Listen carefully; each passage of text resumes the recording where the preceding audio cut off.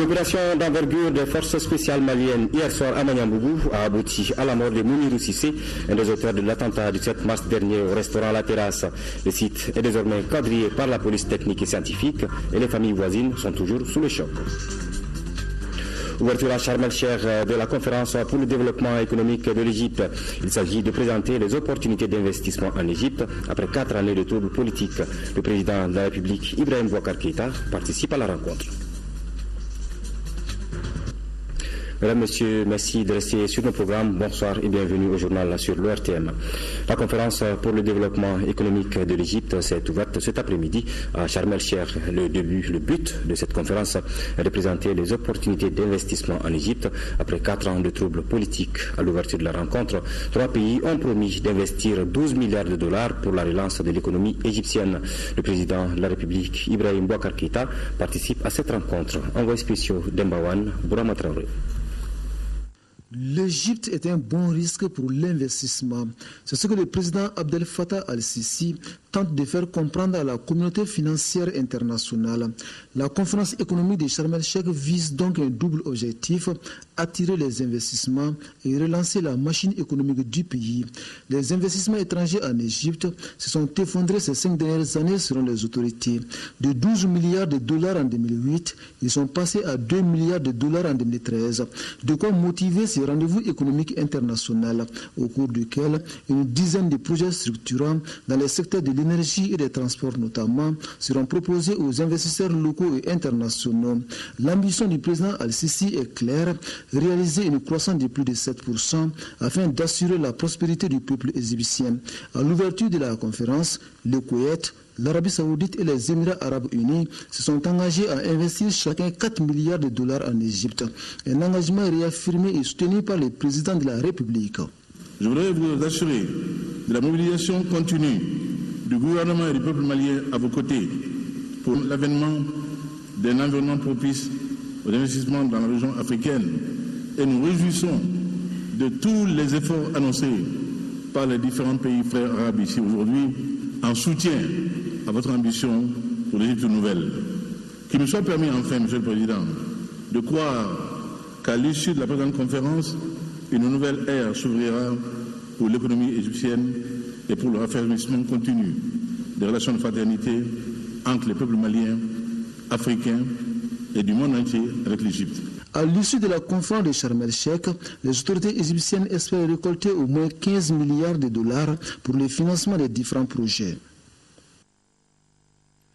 Toute la communauté internationale et le Conseil de sécurité sont résolument engagés à soutenir la République du Mali dans la recherche de la paix. À cet effet, on ne doit plus perdre de temps pour signer l'accord des pourparlers entre Maliens.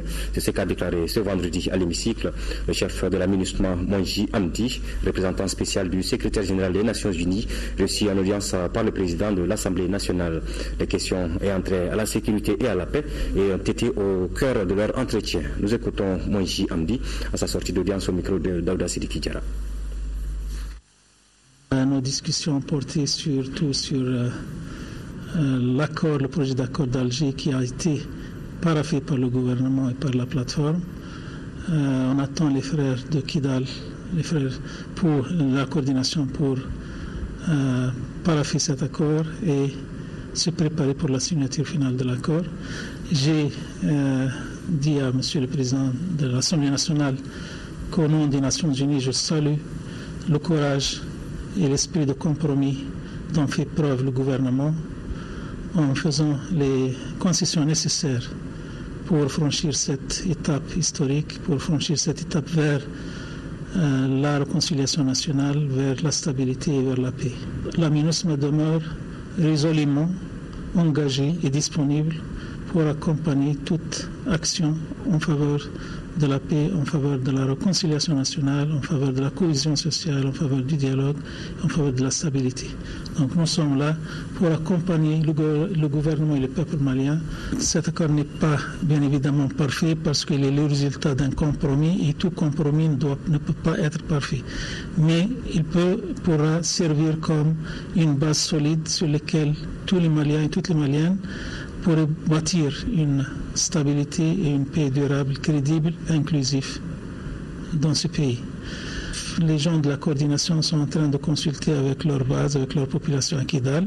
Ils ont demandé ça de la médiation internationale et de la communauté internationale. Nous l'avons accordé cette demande, cette période de consultation. Je demeure avec l'espoir et la conviction que la raison va prévaloir. Parce que franchement, il n'y a pas d'autre choix que de s'inscrire dans cette logique de paix, de s'inscrire dans la logique de l'accord pour enfin établir la paix, une paix durable qui est très attendue par le peuple malien, par les pays de voisinage, par la communauté internationale. La communauté internationale et le Conseil de sécurité est résolument derrière cet accord, est résolument derrière la paix au Mali. Et on ne doit pas perdre plus de temps. On doit signer cet accord pour commencer la mise en œuvre de l'accord. La coordination des mouvements et forces patriotiques de résistance numéro 3 a tenu une conférence de presse à la Maison de la Presse pour échanger avec les organes de presse sur les avancées significatives obtenues dans l'accord d'Alger paraphé le 1er mars dernier. Béli Koné, reportage. Ce n'est pas un document parfait, mais connaît des avancées significatives pour une solution à la crise du Nord. Le projet d'accord pour la paix et la réconciliation au Mali, paraphé à Alger, est ainsi qualifié par la coordination des mouvements et forces patriotiques de résistance numéro 3, d'où la tenue de cette conférence de presse. Cet accord-là est un instrument essentiel que les Maliens doivent considérer comme tel, qui nous amène vers la paix et la réconciliation. Mais à la condition, bien sûr, que tous les acteurs puissent effectivement accepter de le mettre en œuvre avec beaucoup de sincérité et de bonne foi. L'unité du Mali, la non-reconnaissance de l'Azawad ou encore l'application du projet d'accord ont constitué les sujets de discussion. Et le président de la coordination des mouvements d'inviter les hommes de presse à la vigilance. J'ai demandé à nos amis de la presse de faire extrêmement attention à certaines expressions qu'ils utilisent. Le mot milice est revenu. Je dis, nous ne sommes pas des milices. Nous sommes des mouvements d'autodéfense. C'est-à-dire des gens, des hommes et des femmes qui ont pris légitimement les armes pour se défendre. Et je voudrais effectivement demander aux journalistes d'accompagner ce processus. C'est vous qui êtes les hommes des médias, n'est-ce pas? Faites en sorte que tout ce qui peut mettre de l'huile sur le feu, ne le faites pas.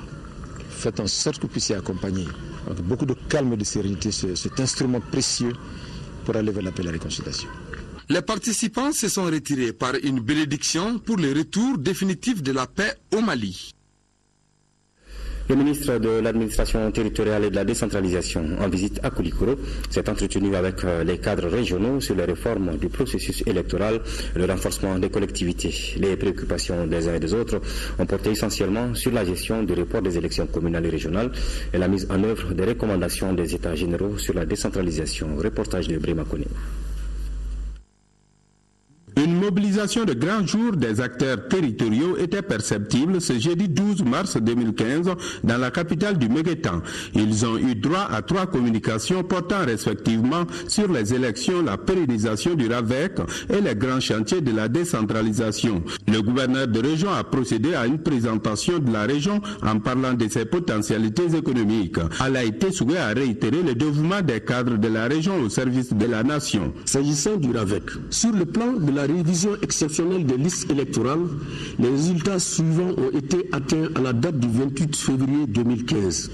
Validation, c'est 85 181, radiation 4 946, transfert 20 114. Le ministre de l'administration territoriale et de la décentralisation a expliqué la régionalisation, les enjeux liés aux élections communales, bref l'ensemble de la politique de décentralisation. Une politique jugée favorable au renforcement du pouvoir des collectivités. Des débats bien animés à travers des questions-réponses sur entre autres le renforcement de la sécurité au niveau de la frontière guinéenne, le report des élections, l'accord d'Alger ont aidé les différents acteurs à mieux comprendre les motivations de l'État à promouvoir la régionalisation et la décentralisation. Je voudrais souligner de façon particulière la prise en compte du fait majoritaire dans l'élection des maires et l'élection des présidents des conseils régionaux au suffrage universel direct. Le ministère de l'administration territoriale et de la décentralisation entend alors imprimer la nouvelle vision portée par le président de la République en matière de gouvernance Le ministre Maïga a ensuite invité les uns et les autres à ériger une chaîne de complémentarité pour cultiver la paix, la sécurité et rétablir le crédit de l'État malien. Les Maliens aiment la paix, mais pas n'importe quelle paix. Telle est la déclaration faite par le ministre de la Réconciliation nationale, Zahabi Ould Sidi Mohamed, cet après-midi à Caille, où il a rencontré les autorités administratives, politiques, les chefs de service, la société civile. Les échanges ont surtout porté sur l'accord d'Alger. Le ministre Zahabi Ould Sidi Mohamed est au micro de notre envoyé spécial, Moussa Arimaïga. Vous savez, pour nous, le gouvernement de la République du Mali, il était très important que ce conflit démontre que le gouvernement du Mali est de bonne foi et que le peuple malien est de bonne foi. Et c'est là où on demande votre aide. Parce que les pays-là, il n'appartient pas seulement au président Ibeka ou bien le ministre Zahabi. Nous, on est tous des passagers et la République continue. Il faut que vous compreniez qu'on doit éviter un piège, c'est celui de montrer au monde qu'on n'est pas de bonne foi. Et les autres tablent là-dessus aussi. Ils tablent qu'il y aura un rejet à cause d'un mot ou de ceci ou de cela. Alors qu'un accord, c'est un truc global. Tu ne peux pas seulement prendre un mot d'un accord et t'accrocher au mot.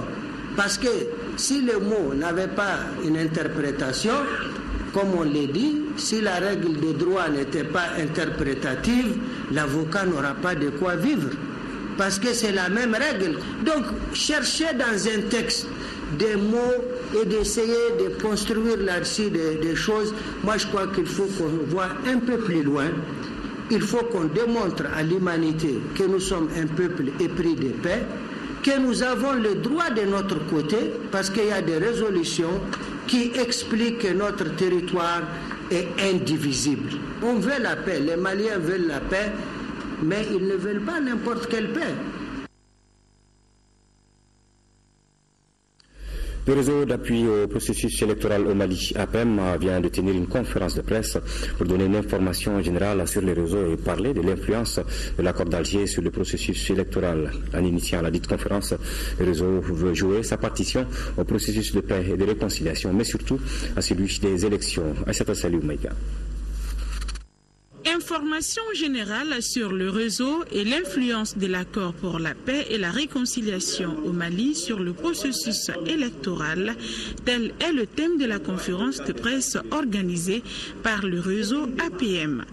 Le réseau APM, qui avait connu un moment difficile, veut prendre un nouveau départ.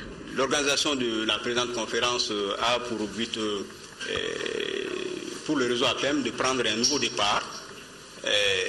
C'est pourquoi il était de bon ton de vous donner ces informations par rapport à cela aujourd'hui, mais aussi de nous projeter dans l'avenir avec l'actualité.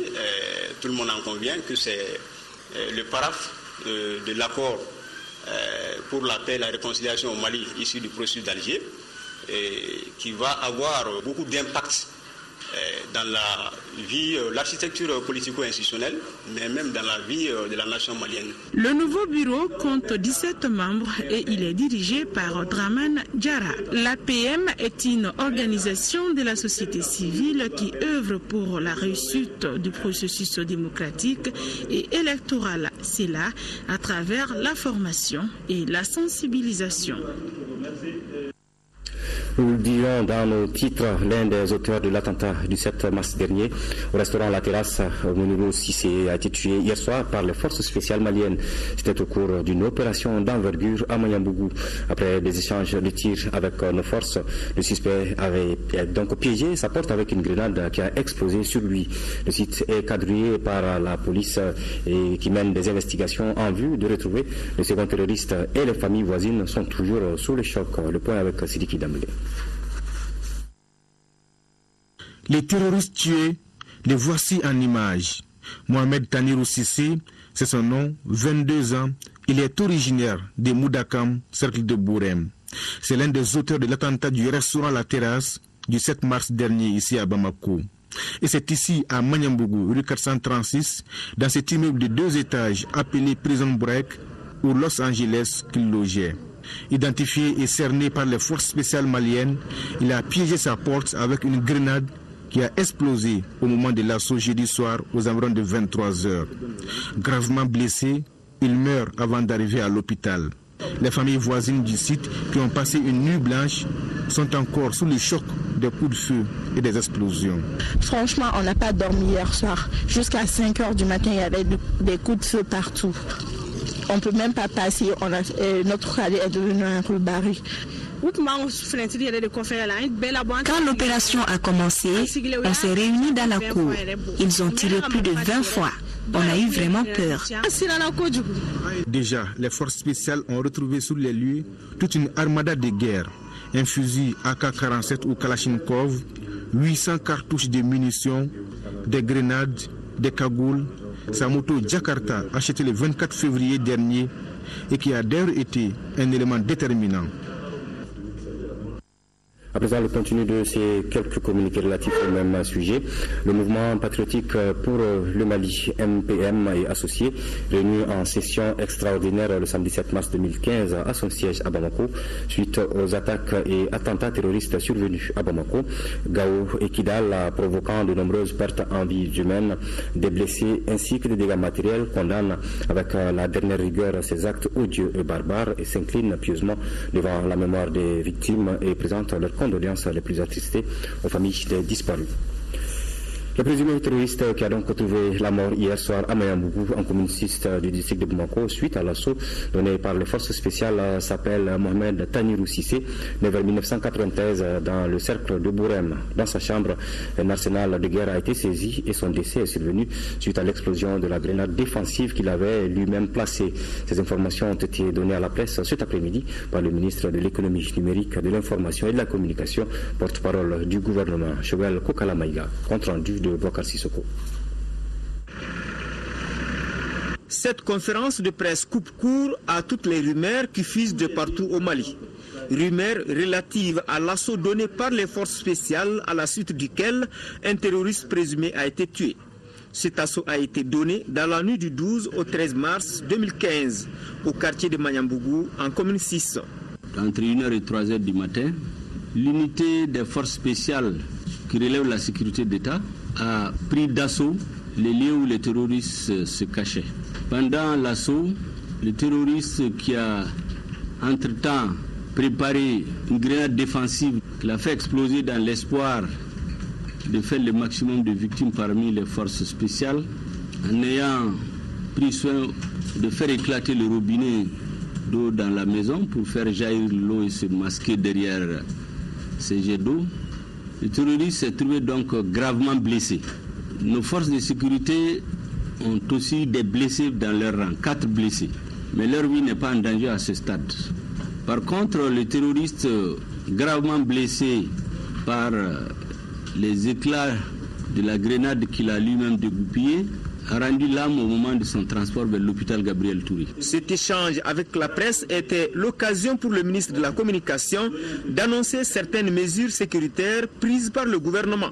Beaucoup de munitions et des armes ont été trouvées sur les lieux où le terroriste a été appréhendé. Tous les véhicules non immatriculés seront désormais saisis systématiquement, de nuit comme de jour.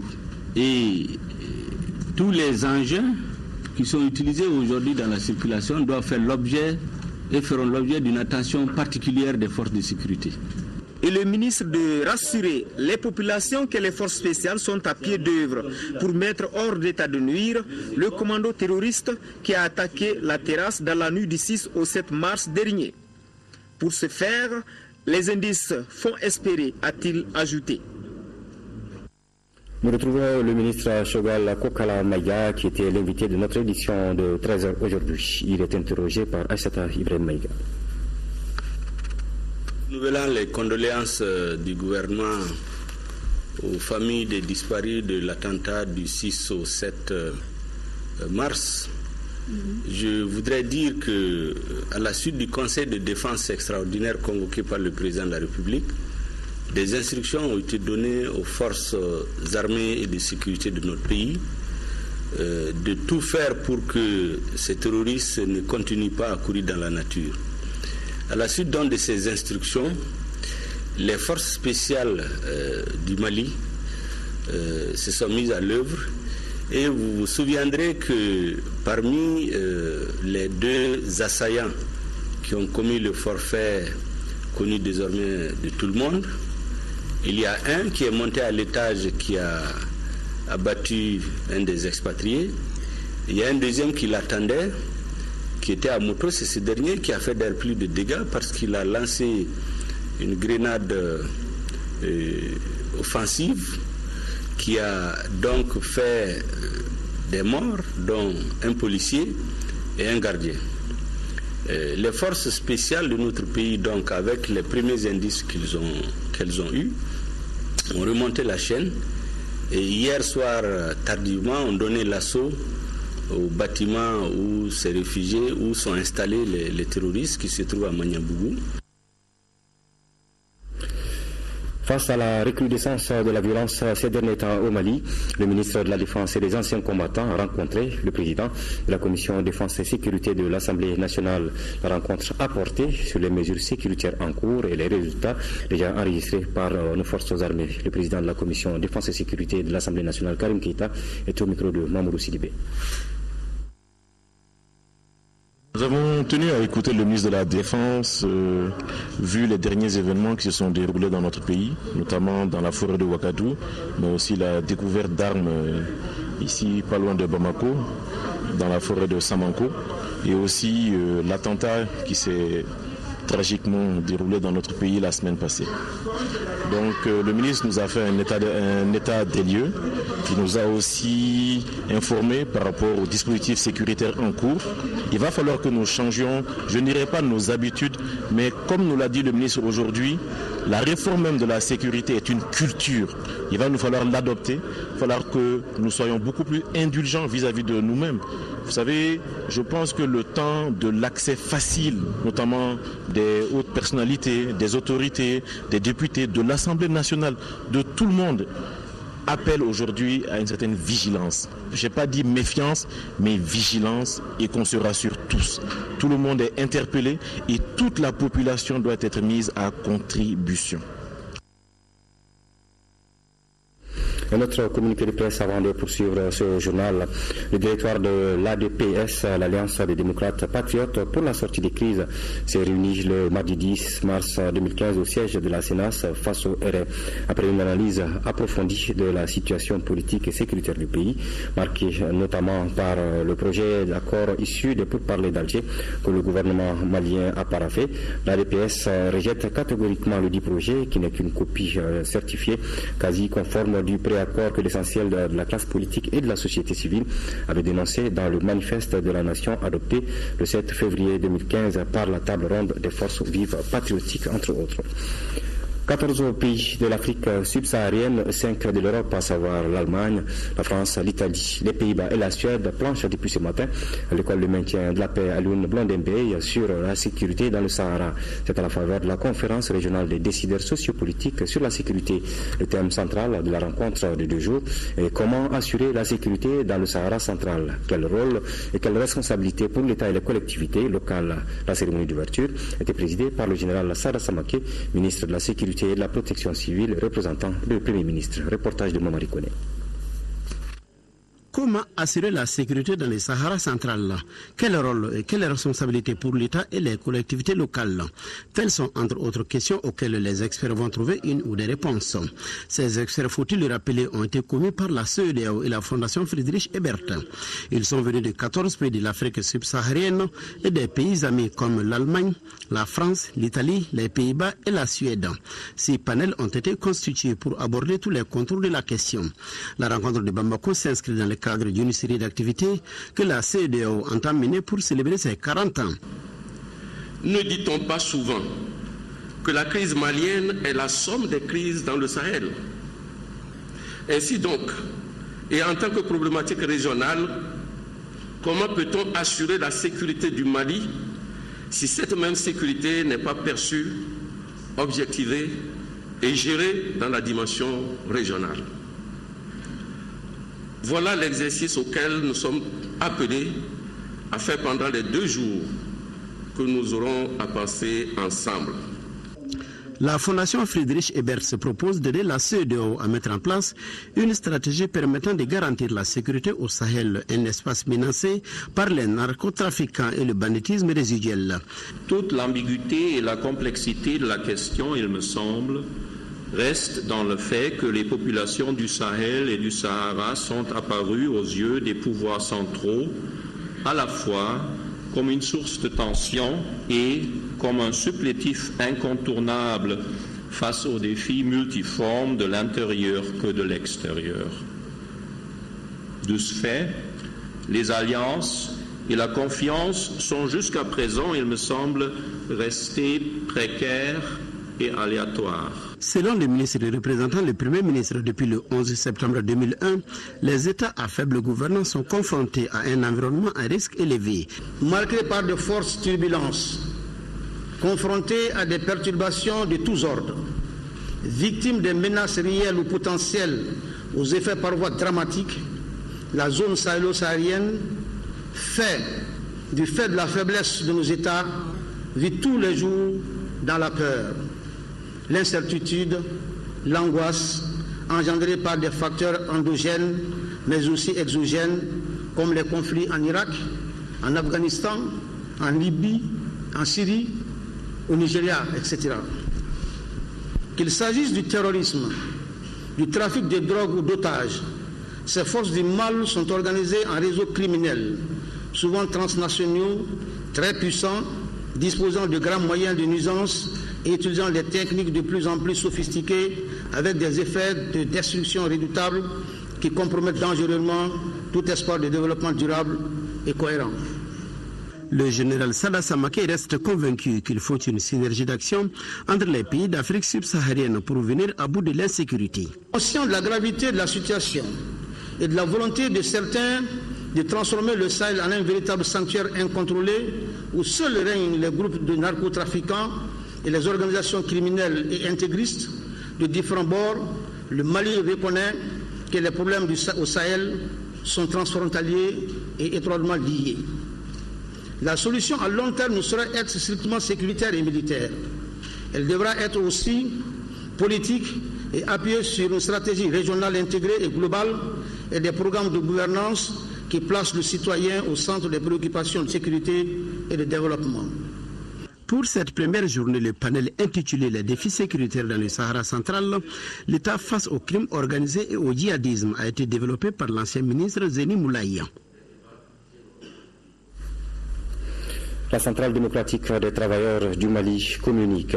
Le Bureau national de la Centrale démocratique des travailleurs du Mali, CDTM, ainsi que l'ensemble de ses militants et sympathisants ont appris avec une profonde consternation l'attaque barbare et injustifiée perpétrée dans la nuit du vendredi 6 au samedi 7 mars contre le restaurant La Terrasse par des individus sans foi ni loi, causant la mort de 5 personnes et blessant 8 autres. Le Bureau politique national de la CDTM s'incline pieusement devant la mémoire de tous les disparus et prie pour le repos de leur âme. La centrale souhaite prompt rétablissement aux blessés.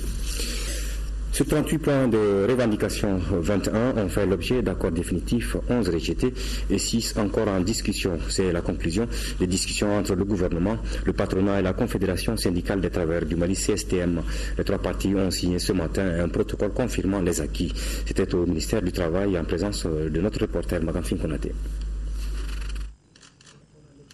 10 mois de négociations dans la courtoisie et le respect mutuel sans tambour ni trompette. Résultat, 21 points considérés comme victoire pour la centrale syndicale, 6 points en voie de lettres et 11 points à recycler. Mais d'ores et déjà, gouvernement et patronat ont félicité la centrale syndicale pour sa patience qui a fini par payer.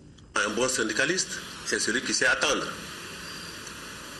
C'est celui qui tous les jours négocie pour pouvoir gagner un peu plus tous les jours. Pour cela, je remercie les camarades syndicalistes pour leur patience, pour leur dire que nous sommes ouverts au dialogue. Je commencerai par saluer la patience de nos camarades de la CSTM, dont le cahier de doléances a été déposé le 9 mai 2014. Qu'ils en soient remerciés. Pour ce qui est des points de désaccord, les discussions, pour notre part, ne sont pas fermées. nous pourrions continuer à les analyser prochainement et dans d'autres créneaux. Pour la centrale syndicale, les points n'ayant pas fait l'objet d'accord restent légitimes. Elle en appelle alors au sens de l'équité de ses partenaires afin que ces doléances puissent être satisfaites. Quant aux points de désaccord, ce sont tous des points de revendication de droits. Entre autres, le respect des arrêts de la Cour suprême, l'intégration de tous les anciens à la fonction publique de l'État, pour ne citer que ceci.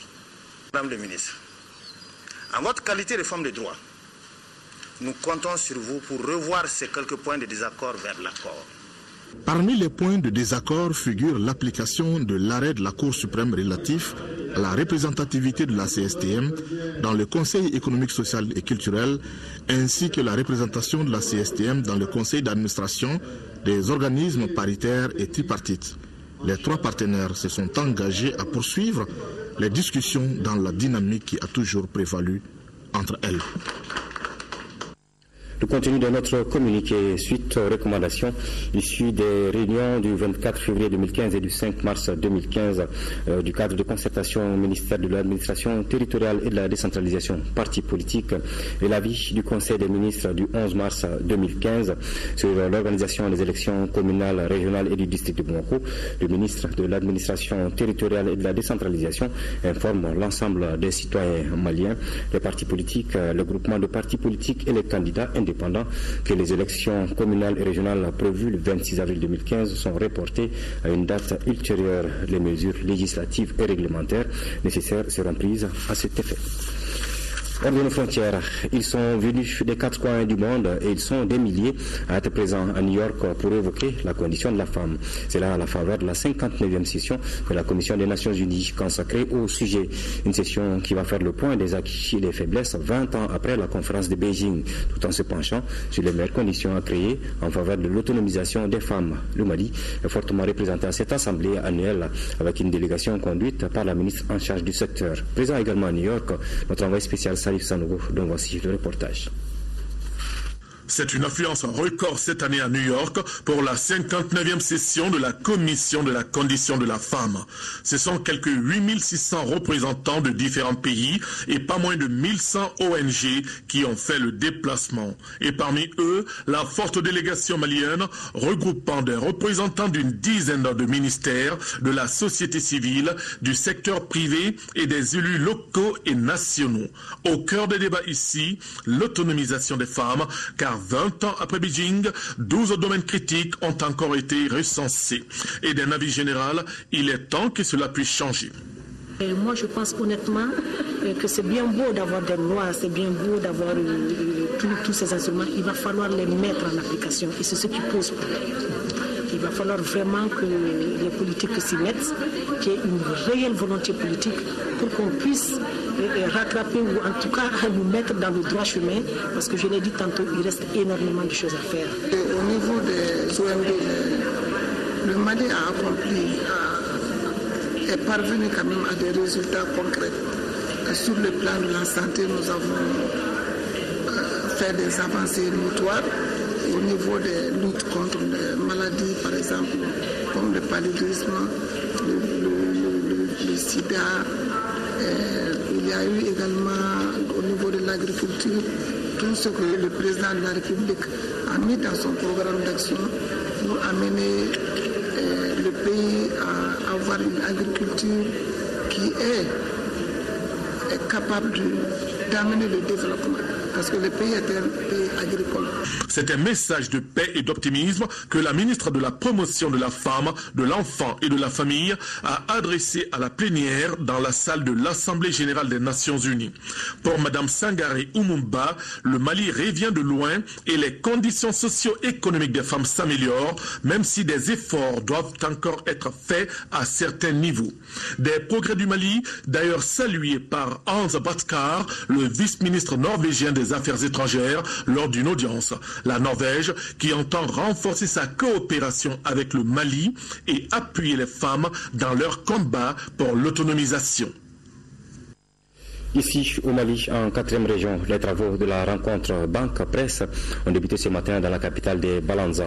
Banquiers et hommes de médias planchent sur le thème, à savoir le financement de l'économie, enjeux et défis, et presse, quel usage pour la promotion des produits et services bancaires. De ce goût, le compte rendu de Gouffana Traoré. Banquiers et hommes des médias se félicitent réciproquement de cette union depuis 5 ans. Chacun se dit heureux d'avoir tiré le maximum de profit pour la promotion de notre jeune démocratie. Cette année, les débats tournent autour de 2 thèmes. D'abord, le financement de l'économie, enjeux et défis. Ensuite, presse, quel usage pour la promotion des produits et services bancaires. Déjà, pour le développement du Mali, chaque banque et établissement financier apporte sa pierre. Nous portons plus de 162 milliards de crédits. Et toutes les années, cette année, on prévoit de distribuer plus d'une centaine de milliards de crédits. Ce qui est sûr, c'est qu'en 5 ans, plusieurs fossés qui séparaient banquiers et hommes des médias se sont fermés à souhait. Aucune APB de l'espace UMOA n'a pu encore organiser les concertations entre la banque et presse. Nous pouvons être fiers donc de ce que nous avons fait ici. Aussi, les banques et les agents financiers sont dans la dynamique de relever les défis et obstacles à la construction au Mali d'un secteur financier accessible à tous. À ce titre, notre profession cherchera à susciter et à renforcer l'adhésion des décideurs politiques et des autres acteurs concernés à ces efforts visant à assurer aux populations à faible revenu ainsi qu'aux micro-entreprises un accès durable à une large gamme de produits et services financiers et bancaires. Pour les hommes des médias, le dialogue est désormais instauré entre banquiers et hommes des médias au bénéfice des 2 associations. Aujourd'hui, les 2 professions se comprennent mieux, se parlent en un mot, le dialogue est instauré.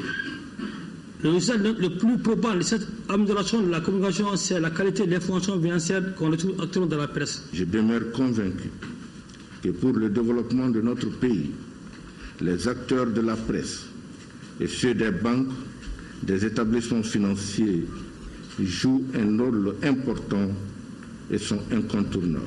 À noter que la rencontre de Ségou regroupe plus de 120 participants, dont 70 hommes de médias. Le Mali, à l'instar des autres pays membres, célébrera dans quelques jours la journée internationale de la francophonie. Ce 45e anniversaire de l'Organisation internationale de la francophonie est placé sous le thème environnement, climat et développement. La Commission nationale des cultures africaines et de la francophonie prévoit pour la réussite de l'événement plusieurs activités. Pour plus de détails sur le déroulement de la journée, Moustapha Diko, secrétaire général de la Commission nationale des cultures africaines et de la francophonie, a répondu aux questions de Fademba Keïta. Ce 45e anniversaire pour commémorer ce qui s'est passé à Niamey le 20 mars 70, où 3 grands Africains et le roi Norodom Sihanouk se sont retrouvés.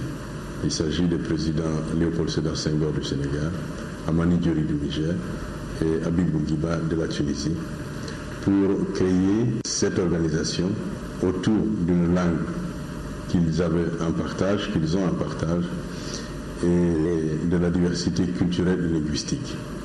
Depuis, les choses ont évolué et les centres d'intérêt se sont retrouvés autour non seulement de la langue, de la diversité culturelle, mais aussi la lutte pour la paix, le renforcement de la démocratie, la défense des droits de l'homme, le combat pour le développement durable. Et donc depuis le sommet de Dakar, les aspects économiques ont été pris en compte, après ceux politiques pris en compte dans la déclaration de Bamako.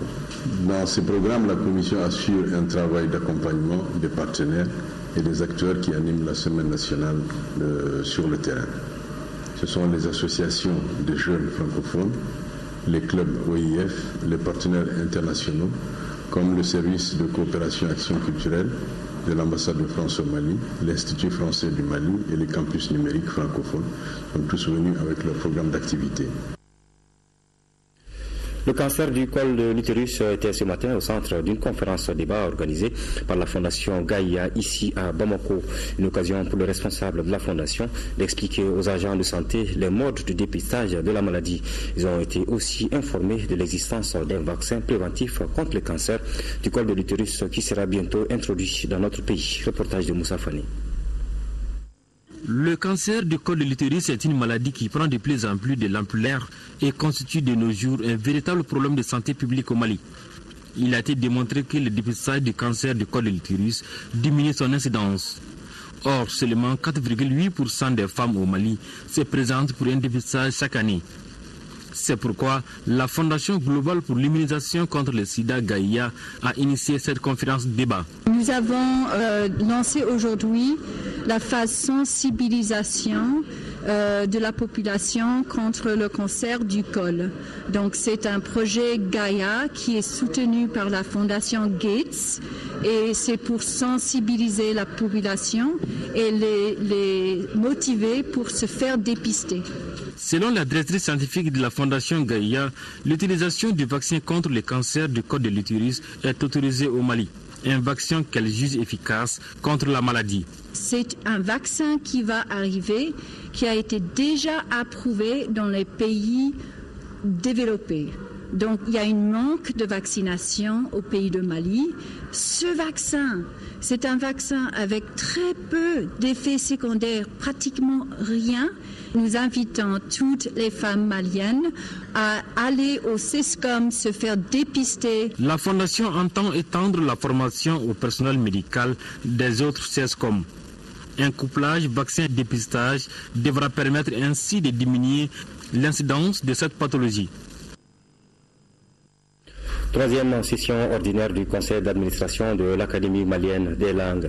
Un déficit de chercheurs qualifiés, l'Académie ambitionne de se doter de moyens matériels indispensables à l'accomplissement de ses missions de recherche et de publication. Compte rendu de Moïse Traoré. L'année écoulée a été marquée par des sessions de formation en stockage de données informatiques et par la traduction d'un manuel de référence de la CEDEAO pour ne citer que ses activités. Outre le bilan 2014, la troisième session ordinaire du conseil d'administration de l'Académie malienne des langues à Malane table sur le budget prévisionnel 2015. 411 millions, l'édition des lexiques spécialisés en art, administration et justice, en histoire et géographie, en sciences naturelles. C'est ces travaux que nous allons continuer, et les élaborer et ensuite les éditer. Nous devons couvrir toute l'étendue du territoire. Nous n'avons que 2 véhicules, dont un peut aller un peu partout, mais l'autre ne peut pas dépasser Bamako. Et élaborer aussi les cartes linguistiques du Mali. Tout ça, il faut des déplacements. Et nous n'avons pas de moyens de déplacement. De 5 en 2013, le nombre d'unités linguistiques fonctionnelles est passé à 13. Il reste à renforcer les capacités des agents nouvellement affectés pour que toutes nos langues nationales, sans exclusive aucune, soient instrumentées et capables de traduire les notions scientifiques et technologiques universelles. Le Conseil des ministres a adopté le document de politique linguistique du Mali le 3 décembre 2014. La disposition de promotion et de valorisation de nos langues nationales constitue une feuille de route pour l'Académie. Une cinquantaine de nouveaux magistrats vient de prêter serment devant le président de la Cour d'appel, Mohamedou Berté, au cours de la cérémonie. Le procureur général après la Cour d'appel, Daniel Amagouin Tessougué, a rappelé dans un long réquisitoire les valeurs cardinales d'un juge. Les récipiendaires ont juré avant d'être envoyés à leur fonction. Ce nouveau contingent des juges vient renforcer le pouvoir judiciaire afin de promouvoir les droits de l'homme au Mali. La cérémonie s'est déroulée dans une salle d'audience qui a refusé du monde, comme on peut le constater sur ces images. Plus de 310 millions de francs CFA, c'est le budget pour l'exercice 2015 de la Maison africaine de la photographie. Un budget adopté ce matin au cours des 14e et 15e sessions ordinaires de son conseil d'administration. Des sessions présidées par le ministre de la Culture, de l'Artisanat et du Tourisme, avec pour cadre la Bibliothèque nationale du Mali. Compte rendu de Modibo Soirée. Les administrateurs se sont penchés d'abord sur le bilan des activités menées pendant l'exercice 2014. Des activités marquées par des expositions photos, des éditions de livres de photographie, des études et des suivis de réalisation de l'établissement. Un bilan jugé plutôt satisfaisant selon le premier responsable de la structure. Le programme qui avait été proposé a été en grande partie exécuté. Le seul grand problème, c'est le projet de construction du siège de la Maison africaine de la photographie qui a été momentanément arrêté pour des raisons budgétaires en ce qui concerne les activités de recherche, les activités d'exposition, les activités de collecte d'images. Nous avons fait le maximum. Pour l'exercice 2015, la Maison africaine de la photographie ambitionne la réalisation de nouveaux projets, notamment la reprise de certaines activités envieuses depuis quelques années suite à la crise que notre pays a connue. Au cours de ces 3 dernières années, la subvention de l'État accordée à la Maison africaine de la photographie a connu une variation peu rassurante. À titre d'exemple, dans le budget révisé de 2012, cette subvention était de 70 441 689 francs CFA, alors qu'il était estimé à 176 664 000 francs CFA dans le budget prévisionnel. En 2014, le budget prévisionnel s'élevait à la somme de 355 313 000 francs CFA au cours de l'année. Il a connu une réduction de plus de 185 millions de francs CFA. Ainsi, le budget 2015 de la Maison africaine de la photographie s'élève à plus de 310 millions de francs CFA. Une prévision qui permettra justement la reprise effective des travaux du siège de cet établissement culturel. Ce projet qui a démarré en 2013 a connu un arrêt momentané suite à la réduction des crédits. Les crédits alloués en 2015 doivent permettre la reprise des travaux. À l'issue de ces 2 sessions du conseil d'administration de la Maison africaine de la photographie, le ministre en charge du département a invité les administrateurs à accompagner la direction de la structure par des réflexions et des recommandations pouvant améliorer la situation actuelle de l'établissement. Ces nouvelles sportives à présent avant de boucler définitivement cette édition. 16e de finale aller de la Coupe de la Confédération africaine de football. Le Héros de Conakry a battu cet après-midi ici à Bamako, à Zochlef d'Algérie par le score d'un but à 0. Demain, les 11 créateurs de Nyarela jouent contre Sahel FC du Niger à partir de 17h au stade Omnisport Modibo Keïta et dimanche, le Djoliba AC reçoit Petrojet d'Égypte en Ligue des Champions. Le stade malien de Bamako est en déplacement au Gabon où il joue demain contre Manga Sport le Moanda. Voilà, c'est tout pour cette édition. Merci de l'avoir suivi. Bonne suite des programmes sur votre télévision nationale. Bonsoir.